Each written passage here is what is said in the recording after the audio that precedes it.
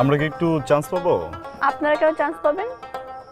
আমাদের ভাবি কি আমরা হোল্ড দেব। আপনি কি হন? আচ্ছা, যেহেতু ভাবি ডেকে ফেলেছেন সেহেতু আপনার জানা উচিত আমি আপনার ভাবির ননদের কিছু একটা হই।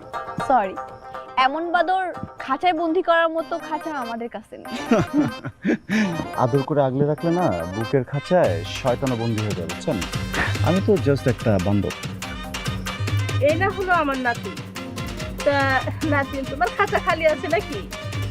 দাদি, আমার খাঁচা তো খালি আছে, কিন্তু ডাক্তার জন্য না। কি বলে নাতি? দাদি, আপনি প্লিজ পৃথিবীর সব পরিদেরকে বলে দিবেন